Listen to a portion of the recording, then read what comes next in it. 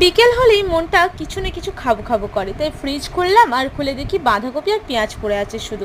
ব্যাস বাঁধাকপি পেঁয়াজ আর লঙ্কা সহজে তৈরি করে নিলাম মোমো, মানে ভেজ মোমো। চিকেন মোমো আর করলাম না। আর ভেজ মোমোটা অবশ্যই অনেক দিন পর হতো আমাদের বাড়িতে। আর এই ভেজ মোমো করার উপকরণটা মানে রেসিপিটা পরে দিয়ে দিবে না হয় একদিন। আজকে তোমরা মোটামুটি এর ট্রেলারটা দেখে নাও। মানে ভেজ মোমোটা বাড়িতে তৈরি করেছিলাম একদম হাইজিন মেনটেন করে, অল্প তেল দিয়ে। দোকানের মোমোর থেকে অবশ্যই বাড়ির তৈরি মোমো বলো, বিভিন্ন ধরনের জিনিস বলো, বেশ ভালো লাগে খেতে। আর মোমো মোমো কিন্তু এখনকার দিনে বাঙালিদের মনে একটা দারুণ জায়গা করে ফেলেছে। যতই হোক এটা কিন্তু পাহাড়ের জায়গার খাবার, তাই না? আর পাহাড় বলতে দার্জিলিং। এই কিছুদিন আগে দার্জিলিং গিয়েছিলাম।